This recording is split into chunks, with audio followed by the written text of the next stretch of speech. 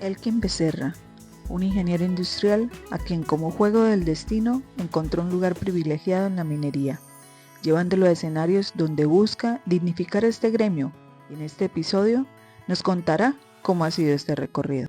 Señores, bienvenidos a un nuevo episodio de Un Café con Propósito. Hoy compartimos este café con un ingeniero industrial con experiencia directiva en operaciones siderúrgicas, minería y coquización, especializado en el diseño y ejecución de estrategias para optimizar la cadena de valor. Un profesional que, aunque se formó como ingeniero industrial, encontró un camino retador y valioso en el mundo de la minería. Una historia de adaptación, aprendizaje continuo y propósito en cada decisión. Bienvenido, Elki. Hola Jenny, muchas gracias por tu invitación. Realmente para mí es un honor acompañarte en este bonito proyecto. Muchas gracias. No, a usted por haber aceptado esta invitación. Para mí, yo siempre les digo a todos los que aceptan esta invitación, primero, un honor. Segundo, orgullo. Tercero, pues la satisfacción del camino recorrido para que hoy personas se sigan sumando a este proyecto que pues para mí es muy importante y que el objetivo principal es mostrar lo que es la minería de nuestra región y de nuestro país.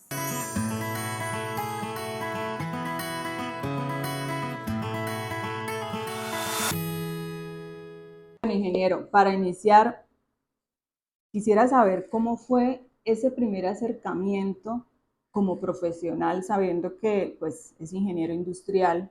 ¿Cómo fue ese acercamiento en la minería? El tema de la minería en mi vida es una paradoja, ¿sí? Porque sí, yo soy ingeniero industrial de profesión, pero no fue mi primera carrera.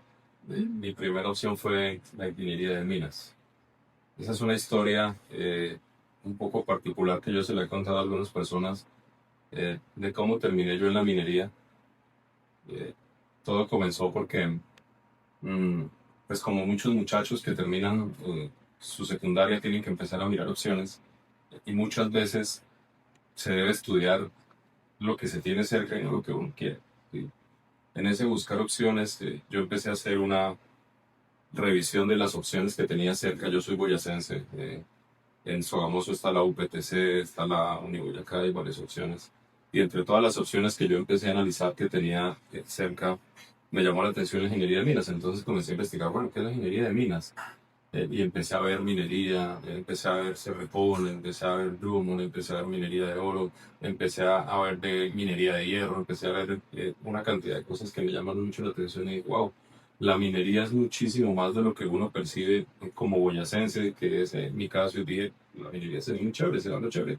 Sí, porque Yo todo el empecé, mundo lo asocia es como a campo, a claro, mina y ya, claro. no al panorama general. Exactamente. Entonces, mi primera opción y mi primera carrera fue la ingeniería de minas. Yo empecé a estudiar ingeniería de minas.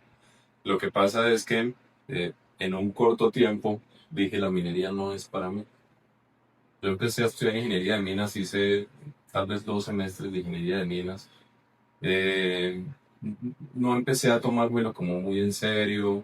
Eh, Dije, bueno, me gustaría conocer de minería, entonces pues, esperemos que vengan las prácticas para ver qué se viene. Cuando estaba en segundo semestre, recuerdo mucho, nos llevaron a una práctica, a una mina muy pequeña, muy artesanal, muy rudimentaria. Me acuerdo mucho que eso fue creo que fue en Morca, si estoy mal. Y la experiencia no fue chévere, porque era una mina tan artesanal que el solo llegar a la mina era retador, ¿no?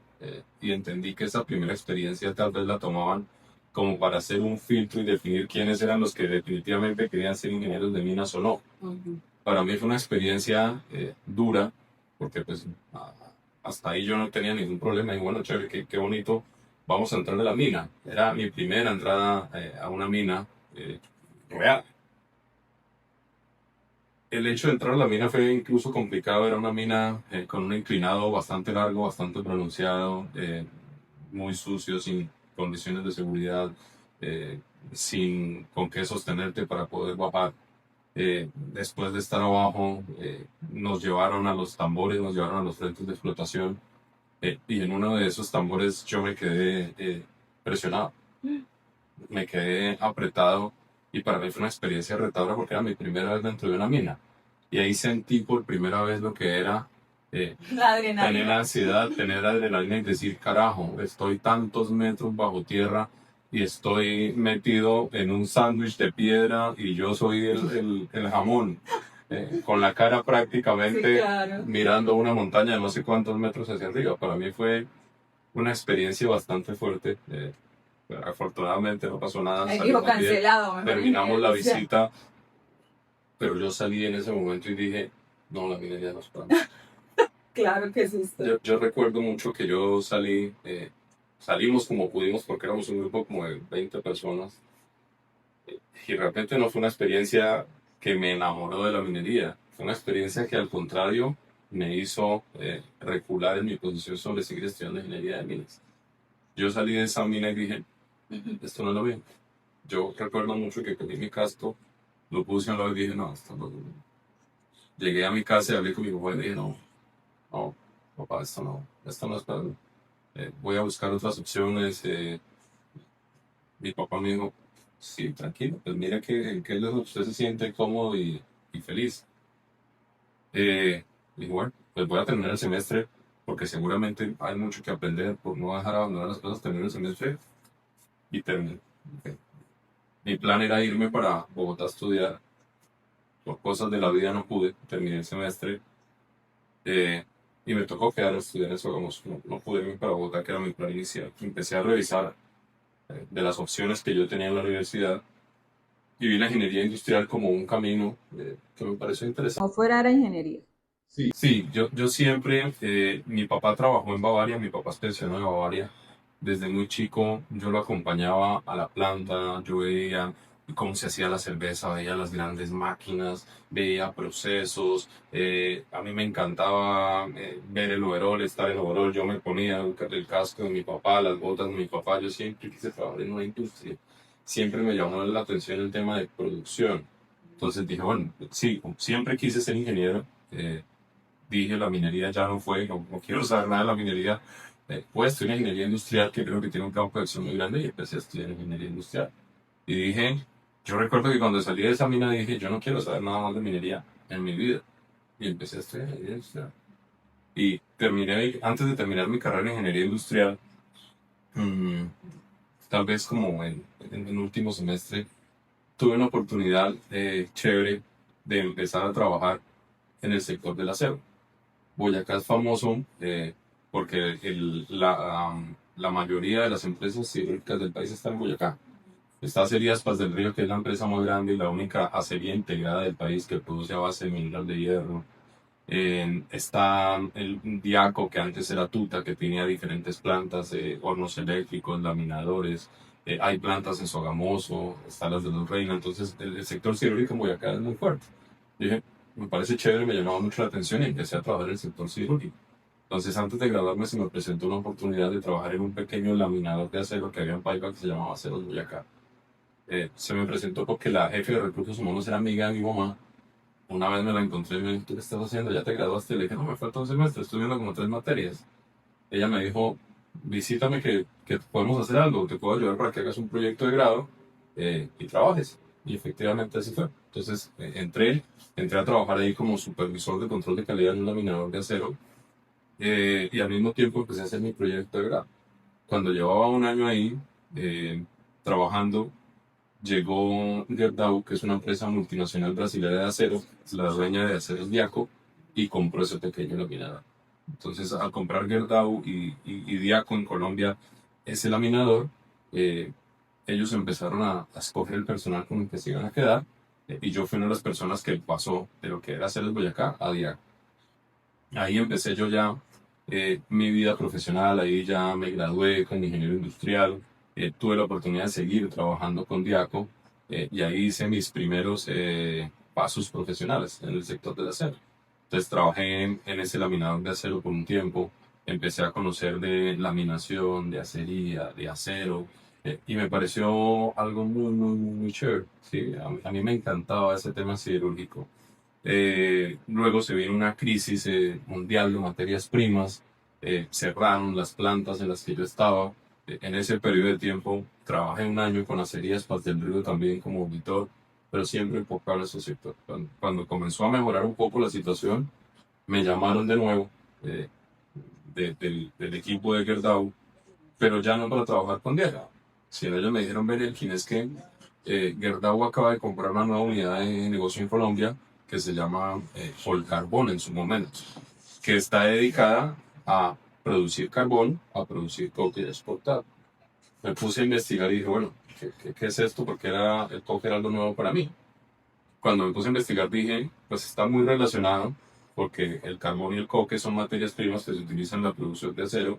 Yo ya conozco la parte del acero, pues chévere, vamos a conocer de ahí hacia atrás. Entonces empecé mi vida laboral con Coca-Cola. Estando en Coca-Cola empecé a trabajar como ingeniero de gestión. Eh, el objetivo en ese momento era traer la cultura organizacional de Gerdau desde el Brasil e implementarla en esa empresa nueva para ellos, que ya se llamaba Coca-Cola en ese momento. Ese era el proceso de gestión. Entonces yo me capacitaba, aprendía de las metodologías de gestión que utilizaban en Brasil y venía y las implementaba en Colombia. Ahí empecé a trabajar como ingeniero de gestión. Al poco tiempo de estar ahí, mi carrera ha sido de crecimiento muy rápido, más o menos cada año venían llegando retos. Desafortunadamente fui muy entregado desde el principio. Mm, Estando ahí, al poco tiempo de estar como ingeniero de gestión, se fueron presentando oportunidades y empecé a crecer. Entonces ya después fui jefe de una planta de coquización eh, muy joven. Para mí fue una experiencia chévere, fue una experiencia bonita. ¿Hay, ¿Hubo algún espacio en el que usted dijera, realmente este es mi lugar? Sí, porque como te digo, el sector, siempre me gustó el sector industrial. Cuando comencé a trabajar en el acero, me fascinó el tema del acero, de ver cómo un mineral se podía convertir en acero y de ver que el acero está presente en la vida de todos y que los minerales son indispensables para nuestra vida. Yo dije, carajo, estoy en el core, estoy en un negocio muy importante. Entonces, para mí fue emocionante estar ahí y conocer cómo se movía toda esa cadena. Eh, ya luego de ser jefe de planta comencé a crecer de una manera muy rápida en toda la organización. Fui jefe de planta, trabajé en gestión, comencé a trabajar en planeamiento, comencé a trabajar en estrategia y estaba todo muy chévere. Ahí me reencontré con la minería, ¿sí? Porque Coquecol tenía coquería y tenía minería, tenía minas propias. Mi función en ese momento no estaba tan relacionada con el trabajo bajo tierra y con el tema técnico de la minería, sino estaba más en enseñarles a ellos metodologías de gestión. Yo me sentaba con los jefes de las minas y los enseñaba y los entrenaba en cómo estandarizar procesos, en cómo definir procesos, en cómo mejorar sus procesos, en cómo hacer planeación minera, en cómo hacer estrategia, en cómo hacer proyectos. Ese era mi trabajo, enseñarles a ellos de gestión, pero hasta ahí iba mi relación con la minería. Hubo un momento que creo que fue fundamental, en el que recibí una llamada de uno de los líderes de ese entonces, un brasileño, me dijo, Elkin, fíjate que estamos teniendo muchos problemas en el negocio de la minería porque definitivamente no encontramos gerentes.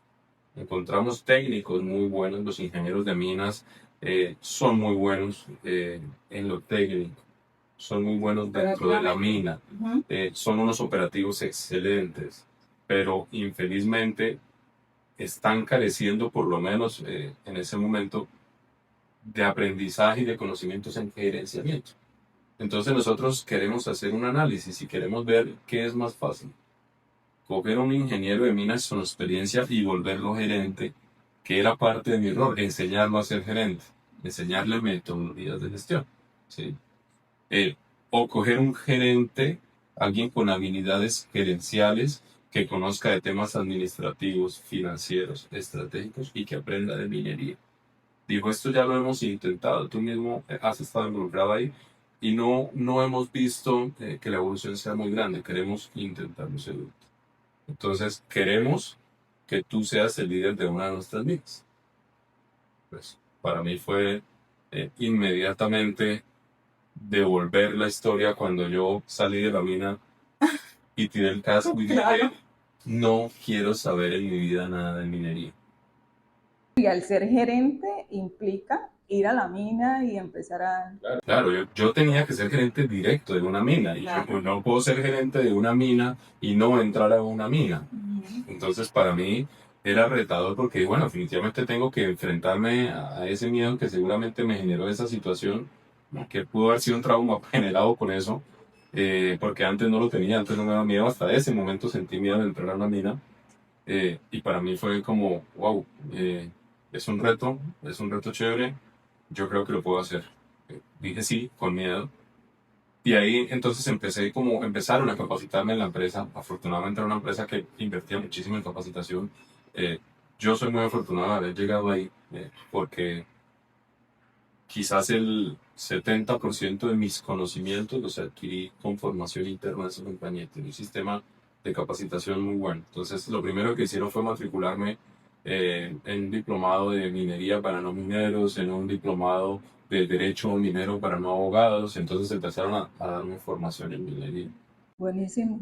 Sí. Porque realmente pues encontrar una empresas que le apuesten al crecimiento del profesional y que inviertan en el crecimiento del profesional es, digamos, muy poco lo que Yo he sido afortunado y bendecido por Dios porque en toda mi carrera profesional he dado con muy buenas organizaciones en las que he podido aprender muchísimo.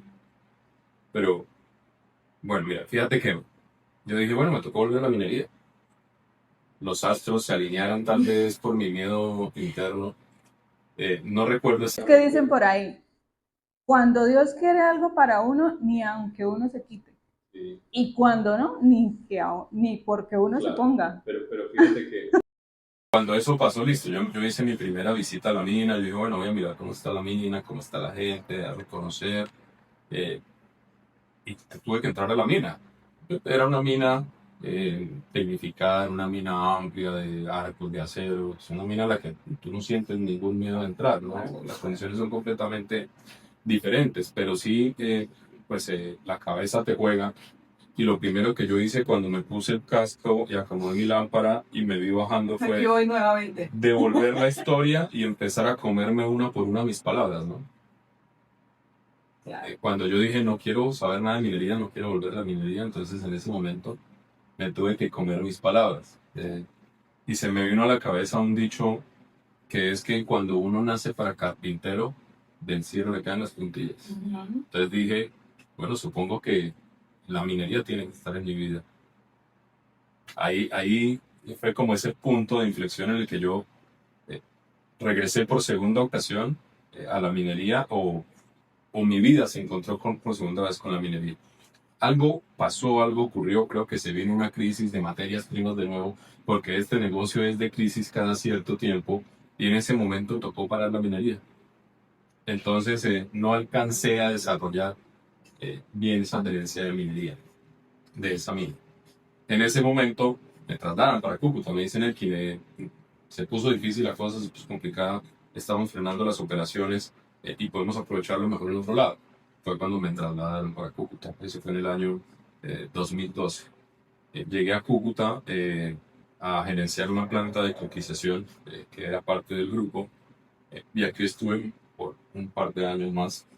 Después de estar acá, eh, seguí creciendo profesionalmente dentro de la misma organización, la empresa se fue configurando. Eh, los líderes y los directivos casi en su mayoría eran brasileños, pero en un momento, cuando se dieron cuenta que ya había personal colombiano competente, empezaron a reemplazarlos. En una de esas, recibo la llamada de una persona que estimo mucho, que era un líder que estaba ahí en la compañía, y él me dijo que yo tengo que volver a Brasil y estoy reconfigurando quién debe reemplazarme a mí en la organización. Y me gustaría que tú fueras uno de los candidatos. Y dije, perfecto, súper. En ese proceso yo fui elegido para asumir la posición que él iba a dejar al regresar a Brasil. Entonces salí de Cúcuta y me regresaron a Bogotá. Ahí ya mi vida cambió un poco porque ya dejé de trabajar Es lo que da. en gestión y ahí ya empecé mi vida estratégica, por llamarlo de alguna manera. porque ya tuve que irme para Bogotá y asumir la posición de líder del proceso de gestión. Fui el líder de gestión porque la persona que estaba ahí también había salido para Brasil, había conseguido crecer y ese puesto de gestión estaba sin líder. Entonces llegué a asumir la gestión el liderazgo de la gestión.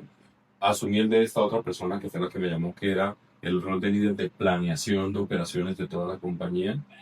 Y fuera de eso, asumí un rol que estaba entre ellos dos, que era el rol de líder de planeación estratégica.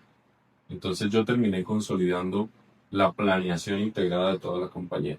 Entonces, yo hacía planeación operacional, planeación estratégica y planeación financiera. Yo terminé liderando esos tres procesos. Entonces ya comencé a ver la minería, la coquería, la comercialización, pero desde el punto estratégico. Entonces ya no veía el árbol, sino veía todo el bosque. Y fue una época muy chévere porque aprendí muchas más cosas. Aprendí de estrategia, aprendí de finanzas, de planeación, de gestión de proyectos. Entonces enriquecí mucho más mi conocimiento.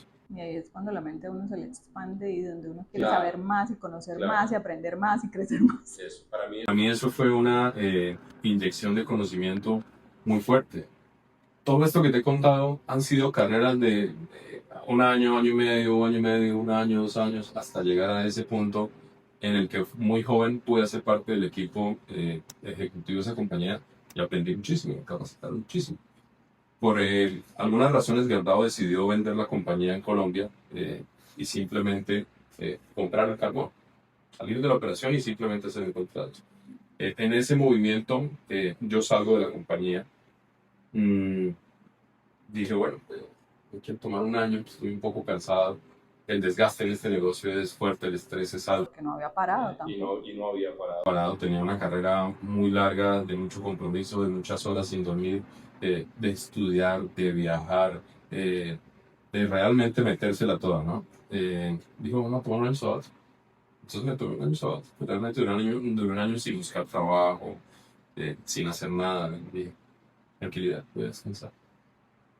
Más o menos al año me llamó alguien, un amigo, y me dijo, Elkin, ven, ¿recuerdas Cúcuta? Le dije, "Pues claro, recuerdo Cúcuta". En esa venida a Cúcuta conocí a la que es mi esposa, la persona de la que me enamoré y comparte mi vida conmigo desde ese tiempo. Es cucuteña. Ella se fue conmigo para Bogotá, compartió conmigo, me acompañó en ese proceso de crecimiento. Yo, pues, claro, tengo arraigo cucuteño, mi esposa es cucuteña. Dije, ¿qué hay para hacer en Cúcuta? ¿Tú te acuerdas de Excomine?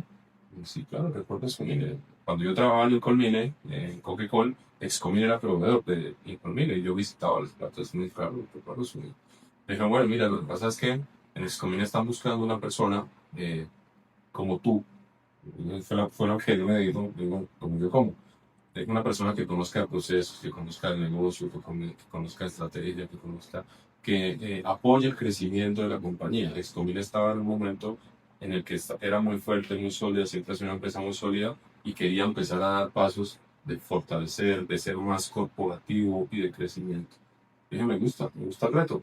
Eh, Cuando yo salí de Coca-Cola, una de mis ideas fue chévere poder aplicar todo eso que he aprendido en el transcurso de mi carrera profesional en una empresa en la que se le vea crecimiento. No en lo que todo esté hecho como cuando trabajas en una empresa muy grande como la que yo estaba, porque yo allá aprendía y ejecutaba.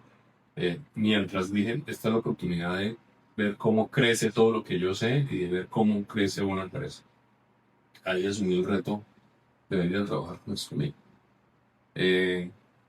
Llegué a trabajar con Excomin y ahí tuve mi tercer acercamiento con la minería. Tuve tres. El primero, cuando empecé a estudiar y le hice el quite. El segundo, cuando la recibí como con algunas dudas y dije, bueno, ¿qué carajo le voy a hacer? Y el tercero, en el que llegué a Excomini. Excomini es una empresa minera y coquizadora y tiene títulos y todo lo demás. Y pues entendí el mensaje. Dios entendió el A la mensaje. tercera era la vencida. Sí. Entonces, ahí. Pero hay un antes, o sea, ¿cree que hay un antes de Escomín y un después de Escomín? O hoy por hoy piensa que de pronto ya es un momento de expandirse y de hacer ya otra cosa? ¿O cree que en Escomín hay oportunidad de hacer más? Bueno, definitivamente Excomín ha sido para mí algo muy importante en mi carrera profesional, en mi carrera personal, en mi vida personal. Y todavía hay muchas cosas por hacer en Excomín. Yo soy una persona mm, que veo que hay una oportunidad muy grande. Excomín es una de las empresas más sólidas del departamento. Es una empresa con un potencial muy grande. Es una empresa que me ha dado muchas oportunidades de crecimiento en todo sentido. Es una empresa que me ha dado la confianza para hacer, eh, para ver cómo fluyen las cosas, Para cómo ser van las autónomo. cosas. Y me veo como parte del crecimiento de la empresa. ¿Sí? Entonces, yo soy parte de la empresa y me veo parte de la empresa y creo que todavía hay muchas cosas por hacer ahí. Eh, Llegar a Scomí para mí fue muy enriquecedor. Antes de Scomí yo era un profesional que había aprendido mucho, que había tenido una carrera muy rápida y muy acelerada. Entonces es como si hubiese estado en un simulador en donde aprendía muchas cosas y adquiría mucho conocimiento, pero como te dije hace un momento, en Gerdau las cosas ya estaban hechas, simplemente era tome y vaya y aplique. Ya, y si funcionaban, no funcionaban, bueno, ahí mirábamos qué hacíamos. En Escomín ha sido poner en práctica todo ese conocimiento que tuve antes de. Entonces ha sido como ver, ven, mira, todo eso que yo aprendí ahí, sí funciona, sí sirve, sí da frutos, sí se pueden hacer cosas. Expomin es una empresa que me dio madurez personal y profesional.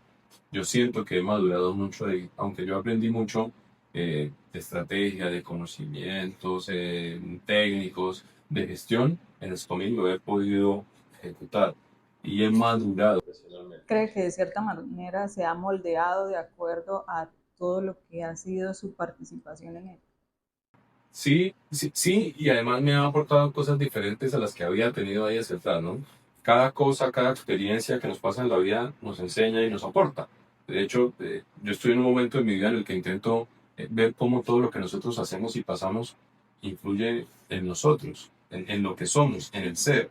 Eh, y tengo absoluta certeza de que todo lo que nos ocurre es para aprender algo, para ser mejores seres humanos, para enriquecernos y para fortalecernos.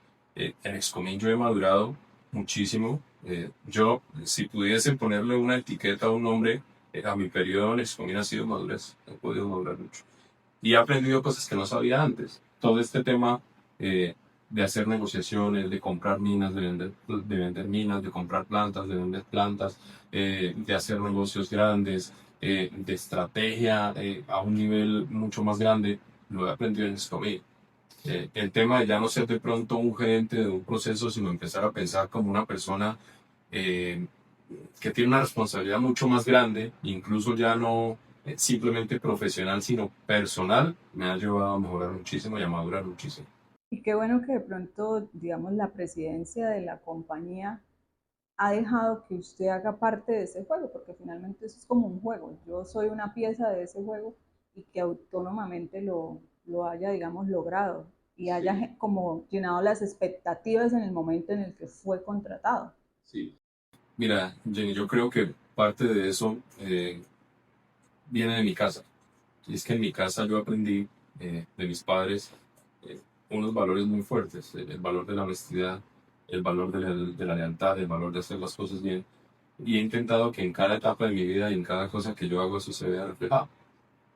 Incluso yo lo digo mucho y se lo digo a muchas personas, es lo único que a mí me interesa dejar en la vida es un buen nombre para que mis hijos puedan mañana sentirse orgullosos y mi esposa y mi familia puedan sentirse orgullosos y decir, mi papá en donde se pare es un tipo honesto, es un tipo leal, es un tipo serio. Para mí ese es el mejor regalo que puedo dar. Y yo veo que le gusta trabajar mucho con jóvenes. Sí. ¿Por qué esa inclinación hacia el joven? Sabes que como en el inicio de mi carrera profesional era ir y absorber conocimiento y venir y enseñarlo, eh, me di cuenta que se me da mucho el tema de enseñar. Me gusta tener el conocimiento y desplegarlo. Entonces yo veo en los jóvenes eh, un lienzo en blanco en el que puedo depositar mucho conocimiento, mucha experiencia y enseñarlos y enseñar. A mí me encanta y creo que parte de estar en esta vida es transmitir el conocimiento, no es quedarse con él. Yo creo que incluso eso es Un parte, pensamiento de vida. yo incluso que creo que eso es parte de nuestra misión personal. Nosotros no venimos a esta vida a llenarnos de plata porque nos vamos y la plata se queda, o a llenarnos o a quedarnos con el conocimiento adentro para nosotros mismos, porque me voy y el conocimiento se pierde. La única manera de que el conocimiento perdure es transmitirlo de generación en generación.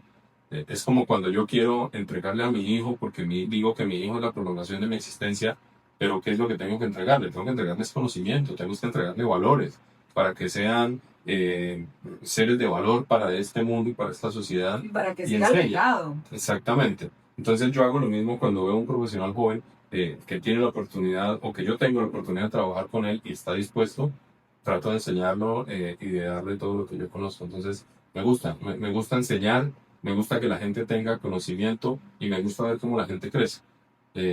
Yo pienso que, vuelvo y digo, en esta vida el ser es muy importante y el ser necesita dar.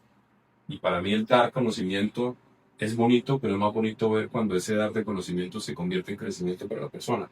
Es como cuando tú coges un pajarito que está perdido en un nido, lo alimentas, le das agua, le alistas las alas, se las abres, le enseñas a volar y se va.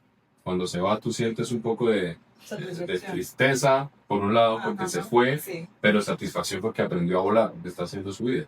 Entonces me pasa mucho eso, ¿no? Yo he tenido la oportunidad de formar muchas personas que aprenden y se van y crecen. Que también el hecho de apostarle a los jóvenes, si lo vemos desde un punto positivo, es que la mayoría llega con ganas de comerse el mundo, entonces ellos se dejan enseñar, Sí. se dejan enseñar. Sí, hay algo que he notado un poco.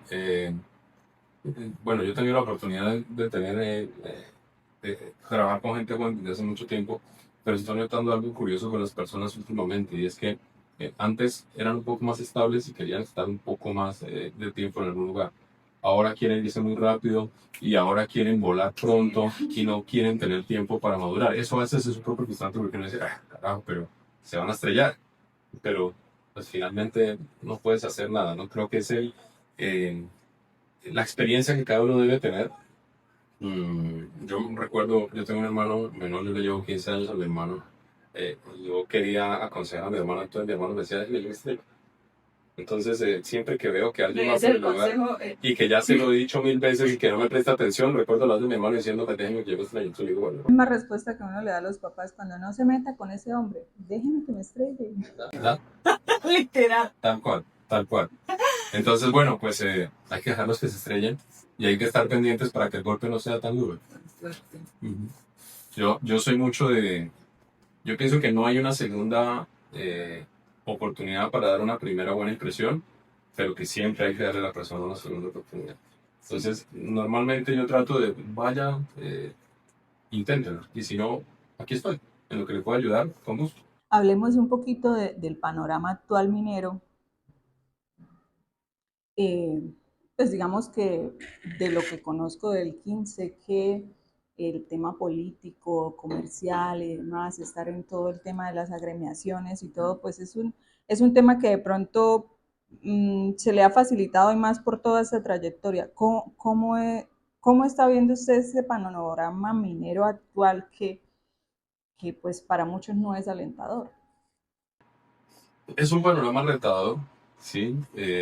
Definitivamente han confluido varias cosas en este momento para que la minería esté en una crisis, porque no podemos decir que no lo podemos negar, estamos en una crisis. Y esa crisis viene por factores externos y por factores internos, sí. A nivel macroeconómico e internacional están ocurriendo varios fenómenos que hacen que el negocio de las materias primas sea cada vez más volátil, ¿no? Cada que hay una guerra, el sector de las materias primas se mueve para arriba o para abajo. Cada que sale uno de los líderes de turno a nivel mundial a dar una declaración bien dada o mal dada, afecta el panorama mundial de las materias primas. Cuando se cambian. Claro, felizmente todo el sector económico se mueve por el miedo y de las personas y el terror de las personas. Entonces, cuando una persona ve que hay guerra afuera y que hay amenazas de recesión y que están amenazando con impuestos y que la cosa se va poniendo dura, pues como que nos vamos llenando de miedo. Y cuando una persona tiene miedo no quiere gastar. Cuando una persona tiene miedo no quiere comprar casa, no quiere cambiar el carro, no quiere invertir, no quiere hacer nada. Y eso hace que la economía se contraiga. ¿Sí? Al la economía contraerse, no se mueve, no hay que vender, no se produce, no se construye, no se consume acero. Al no consumirse acero, no se compra el mismo mineral de hierro, el mismo coque. Al no consumirse esos dos, la minería no produce lo mismo y todo se va al piso. Eso es lo que está pasando a nivel internacional. Y a nivel interno, pues no es un secreto que desde que llegó este gobierno las políticas no han sido las mejores. Nos ha cargado con una valga la redundancia, con una carga impositiva bastante alta que, sumada con la depresión económica que hay, pues no nos permite trabajar. Infelizmente los precios a nivel internacional están muy bajos, los costos están demasiado elevados. La pospandemia generó un incremento en los costos de producción bastante altos, porque cuando hubo ese boom de que terminó la pandemia y quedamos vivos y la humanidad no se acabó, pues la gente, al contrario, en vez de estar asustada, salió eufórica. Y cuando yo estoy asustado, contraigo, pero cuando estoy eufórico, salgo y compro y estoy feliz. No me morí, voy a comprar 3 carros, voy a comprar 2 apartamentos, voy a salir a gastar. Al salir a gastar, el aparato económico se dispara. Al dispararse, los precios se van arriba inmediatamente. Muy bueno. Pero lo que queda del rezago de eso es que los costos se disparan porque todo el mundo quiere sacar una utilidad. Entonces venimos de unos costos demasiado altos y de unos precios que se fueron al piso, y eso hace que no seamos competitivos. Y si a eso le sumamos todos los impuestos que nos están poniendo, el plan tortuga que hay en las instituciones, porque es bueno decirlo, las cosas a veces no fluyen, y de pronto no por culpa de los funcionarios que están allá, sino por el retraso que llevan de muchos años, porque no les contrata los temporales, porque no falta uno que otro que esté por ahí que no le guste hacer las cosas bien. Entonces hay como una demora también en todos los trámites administrativos. Que ya no se respetan ni siquiera los ilegales. términos. Exactamente. Entonces eso nos tiene en una crisis profunda, porque hay un problema económico internacional, hay una crisis de costos a nivel interno, hay más impuestos y hay dificultades legales para que la minería fluya. Con todo esto, pues el panorama no se ve muy fácil, pero la minería es un negocio resiliente, es un negocio fuerte, es de personas fuertes, que ha sobrepasado muchos obstáculos, que ha crecido y que va a seguir creciendo. Entonces hay que seguirle apostando. El mundo va a seguir creciendo, el mundo no se va a parar, el mundo no se va a acabar. Casas se van a seguir haciendo. Es otra crisis más que ahorita está agravada por un tema interno que esperamos todos que sea temporal, pero el mundo va a seguir demandando materias primas. Yo he escuchado mucho que es que el carbón térmico sí se va a morir pronto. Yo no creo mucho eso. Ya nos estamos dando cuenta que hay fenómenos. Eso años atrás. Claro. Y hay fenómenos que nos hacen entender que el carbón térmico es la materia prima para producir energía más barata y más abundante del mundo, y que los países siguen creciendo, y que las fuentes de transición energética limpias no son suficientes para poder atender el crecimiento mundial, y eso se va a llevar un buen tiempo. Entonces, acero y coque se va a seguir consumiendo muchos años, y carbón térmico también. Yo lo que creo es que hay que esperar que la crisis internacional nos deje trabajar un poco mejor, que internamente podamos ajustarnos, y ojalá estas políticas se puedan flexibilizar un poco para que no nos asfixien tanto, pero el negocio va a estar ahí. Sin contar, porque por ejemplo, la adaptación de todos estos sistemas tecnológicos que también demandan adquirir mano de obra, que sepa, que tenga el conocimiento del manejo de todas esas herramientas, y que fuera una sola, pero es que es herramienta tras herramienta, resolución, decreto, norma que nos imponen, que hay que cumplir, porque si no nos sancionan, si no nos multan, y de todas maneras eso es... Mira, Jenny, cómo las acciones internas, eso es como cuando yo hago una DOFA y digo cuáles son las amenazas que vienen de afuera, pero digo cuáles son las fortalezas que hay adentro para poder suplir esas amenazas. ¿Qué hizo la China? Nuestro mejor referente debería ser la China. La China hace 20, 30 años tenía minas idénticas a las de nosotros. Los yacimientos son muy parecidos y la minería era igual. Minas pequeñas de 1.000, 2.000, 3.000, 4.000 toneladas con unas condiciones muy similares. ¿Cuál fue la decisión del gobierno chino? En lugar de restringir la minería y de acabar con la minería y de ahogar la minería con impuestos, hizo todo lo contrario. Vio la minería como una locomotora de generar ingresos y de fortalecer la economía para apalancar la necesidad económica para muchos otros proyectos. El gobierno chino invirtió en las minas, él mismo, no quitándoselas a los titulares, no haciéndolos a un lado, sino diciéndoles voy a flexibilizar auxilios y voy a flexibilizar plata, tomen metas en las minas. Minas que producían 1.000, 2.000, 3.000 toneladas, ahora producen 30.000, 40.000 y 50.000 toneladas. Allá ya no hay minas pequeñas, allá ya no hay minas que produzcan menos de 20.000 toneladas, son improductivas para ellos, las cierran. Y el gobierno fue el que apalancó el sector y volvieron la minería una minería casi que automatizada, yo podría decirlo.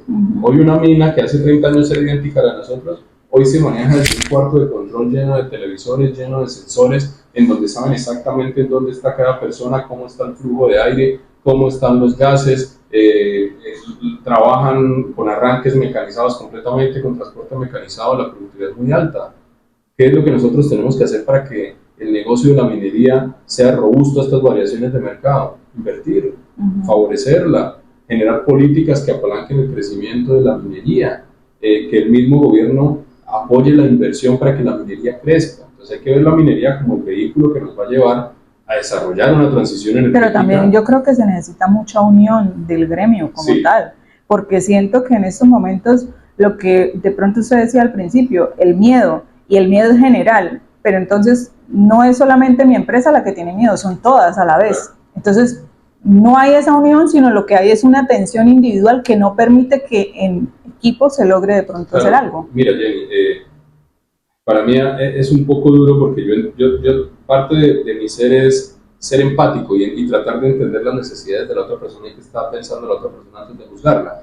Pero estos paros que están haciendo, por ejemplo, en este momento, y que vimos uno aquí hace poco y que vemos otro hoy en Boyacá y otro en Cundinamarca, me duelen cuando escucho a un minero hablar más de las empresas que les compran todos los días el carbón, que les hacen préstamos y los financian para comprar equipos, y que fuera de eso tienen una idea distorsionada en la que escucho que dicen es que nosotros jodidos y ellos haciendo plata. No está haciendo nadie plata. Al contrario, las empresas grandes, las empresas comercializadoras están perdiendo plata todos los días y lo están haciendo para que el negocio de la minería no se muera.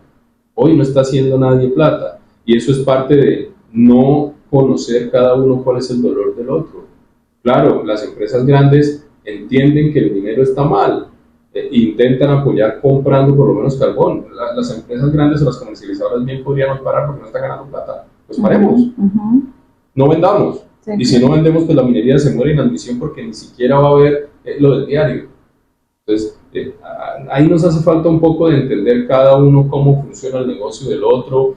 Afortunadamente hay empresas ya más formales, mineros ya más formales que han hablado, que han estudiado, que han entendido y que han visto que los problemas que tenemos ahorita vienen desde afuera y vienen desde políticas, no son que los estemos creando nosotros mismos.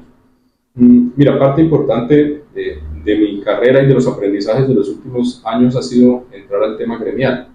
¿Sí? He tenido la oportunidad de hacer parte de la junta directiva de Azocarbonor desde hace un tiempo, que es la Asociación de Carboneros del Norte de Santander, y tuve la oportunidad de ser parte de la junta directiva por un tiempo de Fenalcarbón.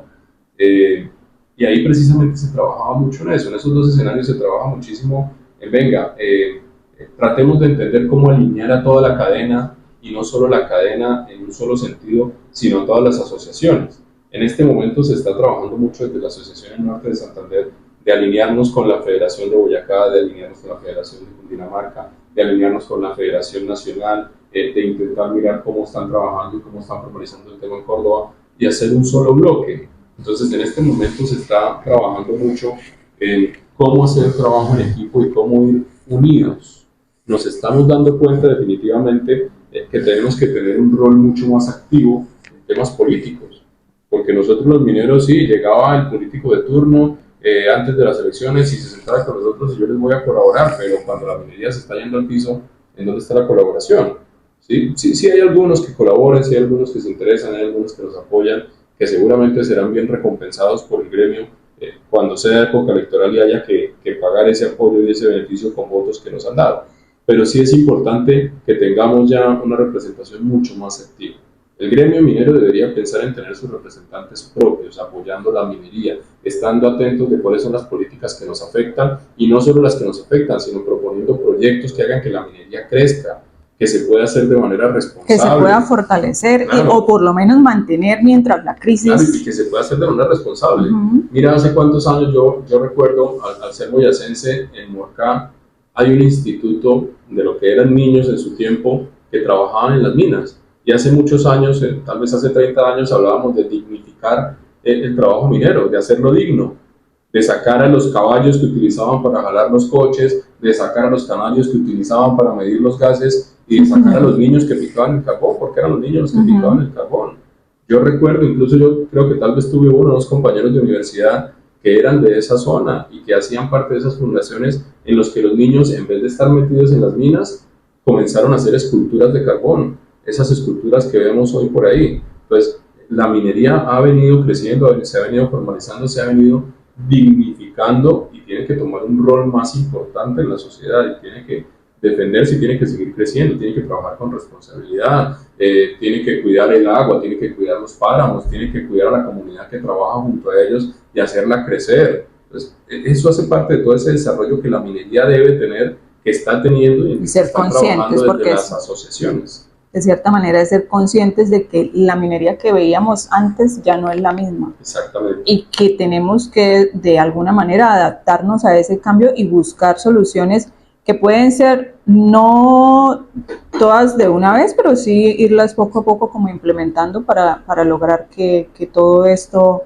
sea para mejorar y para que la minería sea vista de otra forma, porque, o sea, nosotros tenemos que ser conscientes que la minería, cuando nos quieren atacar, somos los peores. Somos la peor actividad económica del mundo. Entonces, esto también en el hecho de como empresarios o como líderes o como profesionales, saber que tenemos que adaptarnos también para poder... Jenny, para mí fue sorprendente ver que hasta hace 3 años, que es lo que lleva este gobierno, muchas personas de las del norte de Santander no sabían que en el norte de Santander había minería. Y muchas personas no entienden que, lo digo sin ninguna duda, el sector de la minería es el sector económico más grande del departamento. Es el sector económico más grande y el que más plata le genera al departamento. Y el que lo mantenido. Y la gente no es consciente de eso. Si tú sales allá a la calle y le preguntas a alguien, venga, usted sabe, perdón, ¿de dónde viene la mayoría de plata que produce el departamento? No van a saber que es de la minería. Total. Este departamento es minero y mucha gente depende del tema de la minería y la gente no lo sabe. Cuando comenzó este gobierno desde la Asociación desde Azocarbonor, una de las prioridades fue visibilizar la importancia del sector de la minería. Se imprimieron cartillas, se repartieron en las escuelas, se gastó en publicidad, se gastó en asesores, se gastó en pautas, se hicieron incluso con diferentes diarios varios posts para que publicaran en todas las redes sociales, varios videos educativos. Se ha trabajado muy duro en que la gente entienda la importancia de la minería. La gente no lo entiende, la gente ve la minería como algo malo y la estigmatiza. Y la minería es un negocio que es completamente compatible con hacer las cosas bien. Claro, yo puedo hacer minería cuidando el agua, yo puedo hacer minería cuidando el bosque, yo puedo hacer minería cuidando los recursos. Al contrario, esos recursos que salen de allá se pueden invertir en mejorar las condiciones de muchas comunidades. La minería tiene que verse como el amigo y no como el enemigo. Infelizmente es triste ver gente que no conoce el negocio, que no conoce el sector, tirándole piedra.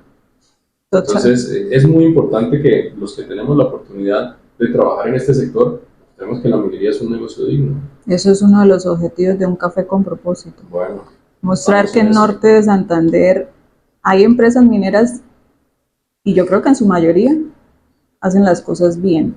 Y si no, procuran hacerlas bien.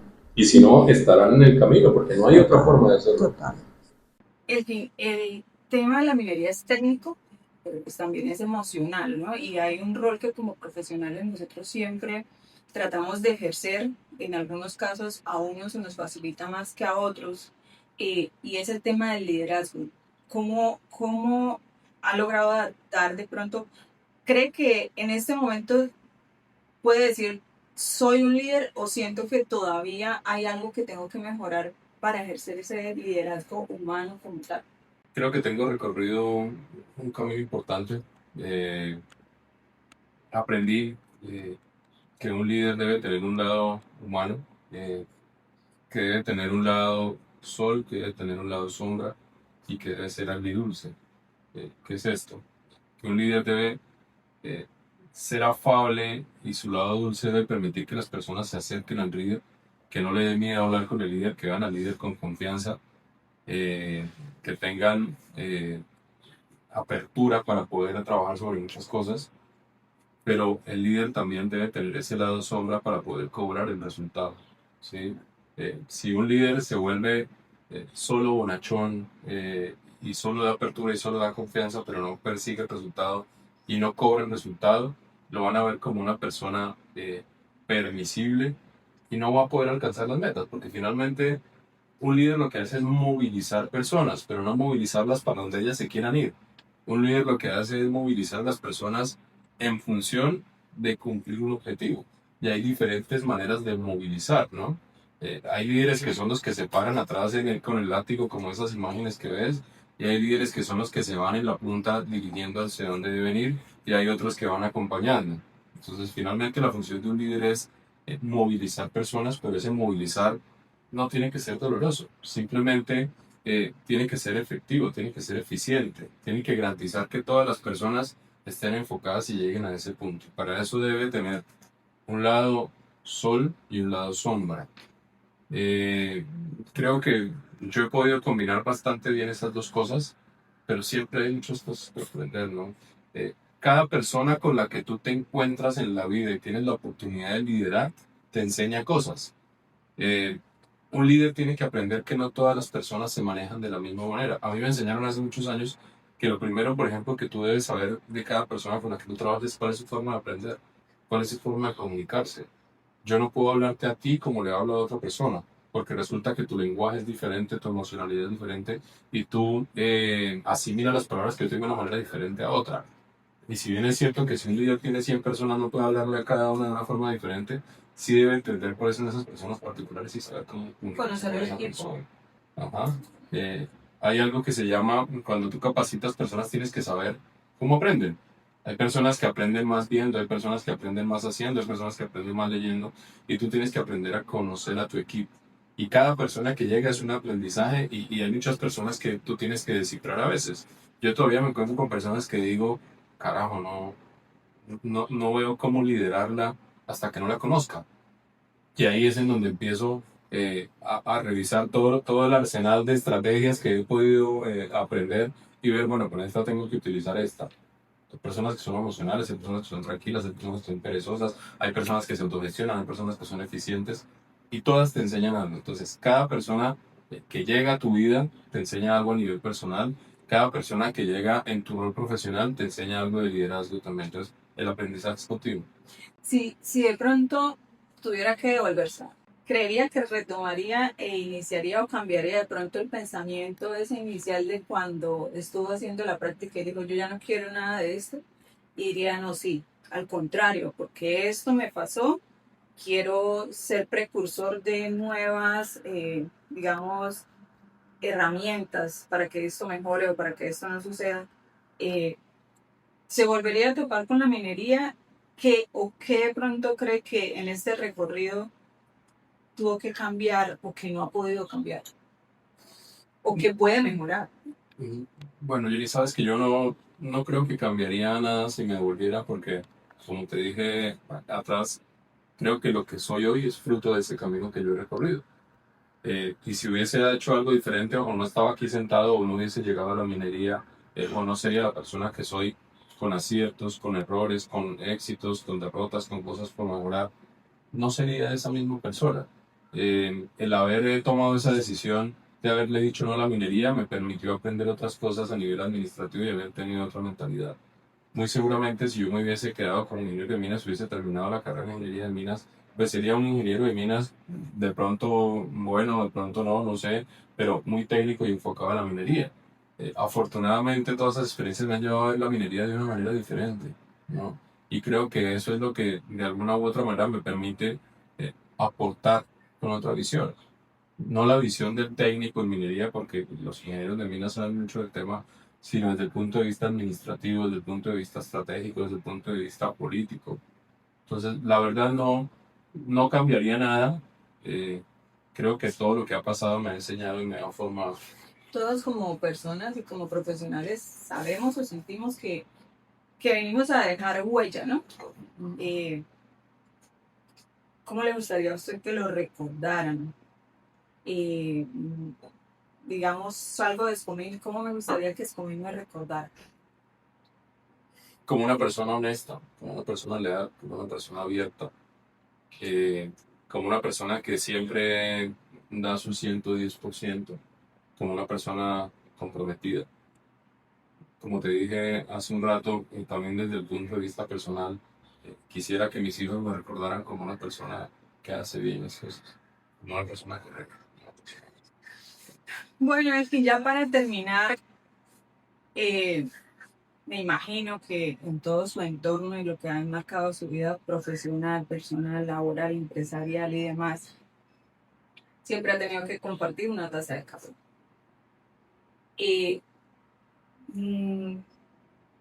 ¿qué creen que hoy con esta taza de café que nos tomamos le dejaría de pronto enmarcado un propósito en su vida o que quisiera de pronto compartir y que de pronto usted tenga claro, mi propósito en mi vida es este y quisiera compartirlo y también de pronto dejarle un mensaje a las nuevas generaciones, porque pues digamos, ya lo que viene atrás y lo que lo ha ayudado a crecer, pues ya cada uno está definido, pero ¿qué deja para esas nuevas generaciones?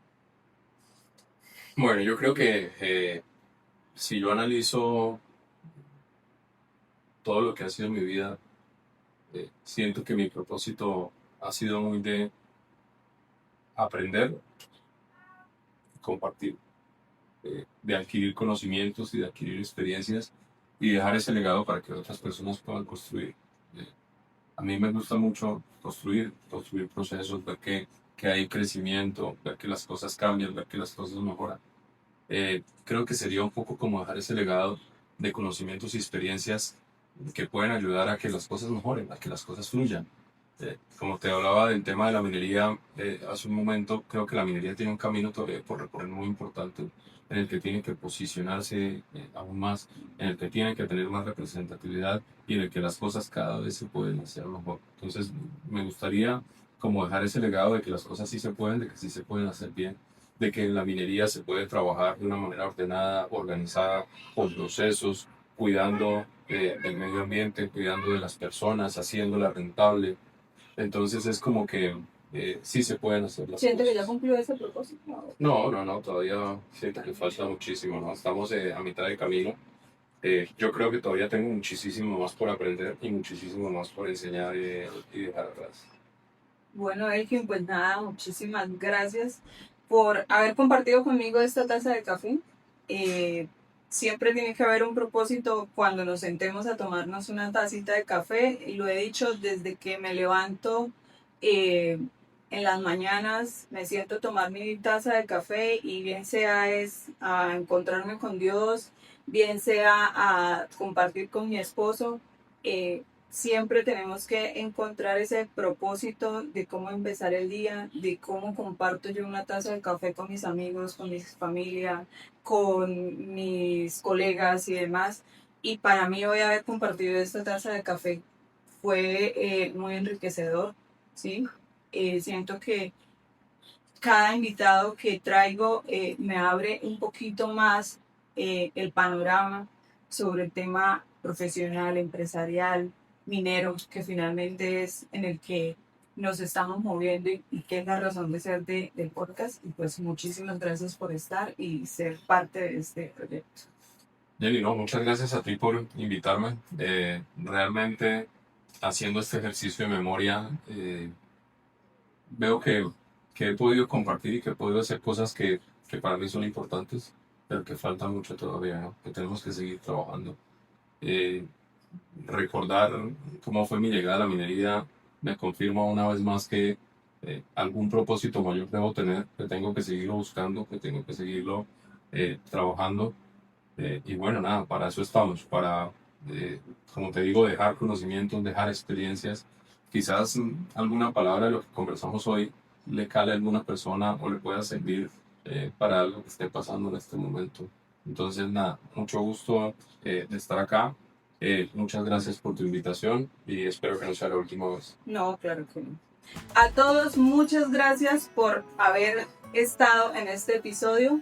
Recuerden tomarse su taza de café compartiendo también este episodio con nosotros, que está lleno de mucho propósito, de mucha enseñanza, un apasionado más de la minería Y nada, un abrazo para todos. Soy Ivette Sánchez y esto es Un Café con Propósito, el podcast.